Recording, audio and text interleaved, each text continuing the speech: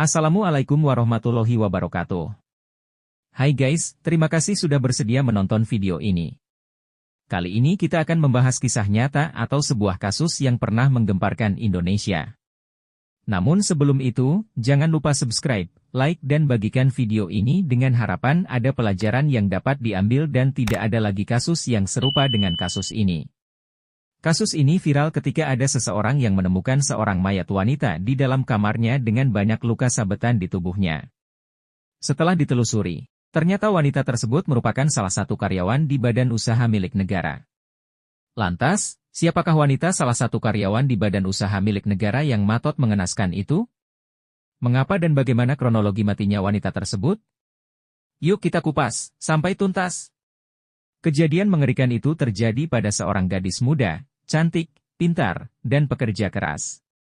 Gadis itu bernama Niputu Widyastuti. Sebagian temannya memanggilnya dengan sebutan Widi. Widi tinggal sendirian di Jalan Kertanegara Gang Widura nomor 24 Ubung Kaja, Denpasar Utara. Widyastuti merupakan sosok gadis muda pekerja keras. Sehari-harinya dia bekerja sebagai karyawan di salah satu badan usaha milik negara yang tidak jauh dari tempat tinggalnya. Pekerjaan tersebut dia geluti kurang lebih selama 3 tahun. Namun, menurut tetangga dan teman dekatnya, di balik kemandiriannya, Widyastuti merupakan gadis yang introvert, sangat tertutup dan pendiam. Di sisi lain, ternyata rumah yang ditempati oleh Widyastuti berdekatan dengan pelaku dalam kasus. Pelaku itu diketahui bernama Aldi Putra Handika. Orang-orang sekitarnya memanggil dia dengan sebutan Putra. Putra merupakan anak laki-laki yang masih berumur 14 tahun. Putra tinggal bersama dengan kedua orang tuanya yang kurang mampu dalam sisi ekonomi. Selain itu menurut beberapa tetangganya, Putra tinggal di rumah yang cukup sempit. Sehari-harinya Putra bekerja sebagai kuli bangunan. Saat bekerja kuli bangunan, Putra yang saat itu berumur 12 tahun, dia kedapatan mencuri barang berharga milik orang lain.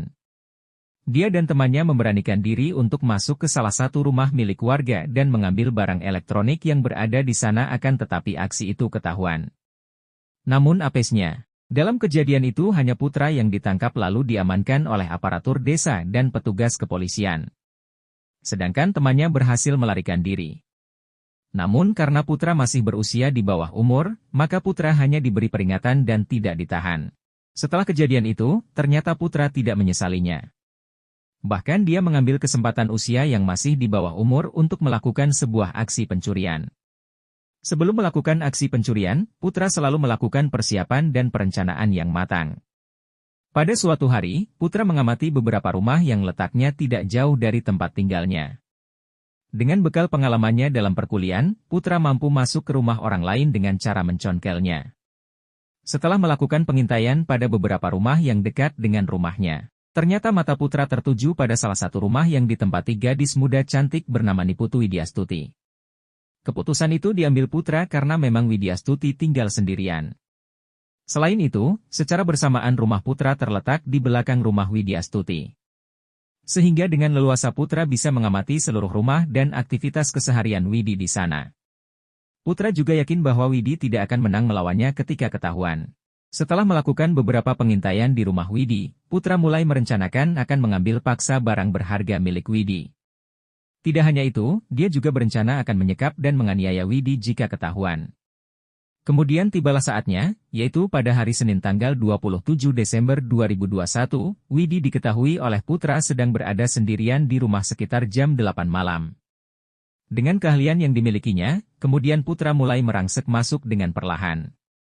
Ketika Putra hendak mencari barang-barang berharga, tiba-tiba ia melihat Widi keluar dari kamarnya. Dengan sigap, ia kemudian bersembunyi. Baru ketika Widi sudah mau masuk kamarnya, Putra mengikutinya sambil membawa pisau yang diambilnya di dapur. Ketika Widyastuti sudah berada di dalam kamar, Putra langsung masuk dan menyergap Widi dengan mudah. Kemudian Putra mendorong tubuh Widi dan mengancamnya dengan pisau yang ada di tangan kanannya. Karena panik, seketika Widi berteriak dengan sangat keras. Melihat hal itu, si Putra dengan cepat menyerang Widi hingga mengenai telapak tangan bagian kanan. Setelah diserang, Widi bukannya diam, malah dia semakin keras berteriak sekencang-kencangnya. Hingga Putra semakin ganas dalam memangsa korbannya yaitu Widi. Di sisi lain, Widi juga tidak mau menyerah terhadap serangan Putra. Karena hal itulah, akhirnya Putra menyerang Widi dengan sangat ganas. Menurut beberapa saksi, Widi terkena luka tusukan sebanyak 25 tusukan yang semuanya mengarah di hampir sekujur tubuhnya.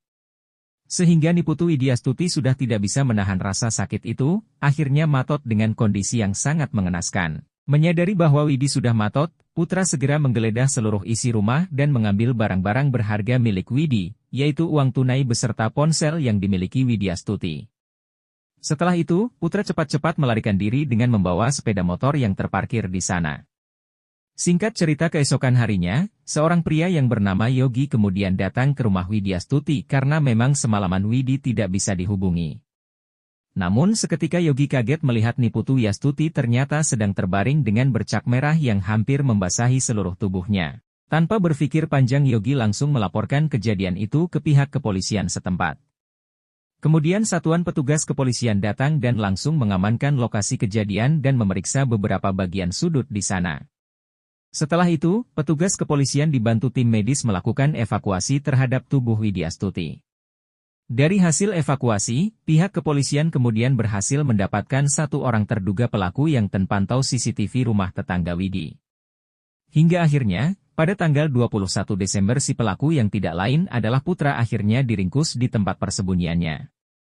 Putra langsung mengakui perbuatannya setelah dilakukan serentetan interogasi oleh petugas kepolisian. Setelah menjalani serangkaian peradilan di pengadilan, Putra akhirnya divonis bersalah dan dijatuhi hukuman selama 14 tahun kurungan penjara sebab masih diberlakukan hukum sesuai hak pelindungan anak. Oke guys, itu dia kisah nyata dari sebuah kasus yang sangat mengerikan dan juga memprihatinkan mengingat pelaku dengan sengaja merencanakan aksi tersebut, namun dijatuhi hukuman yang menurut admin tidak sesuai meski dengan alasan masih di bawah umur. Kalau menurut kalian, bagaimana aksi bocah tersebut?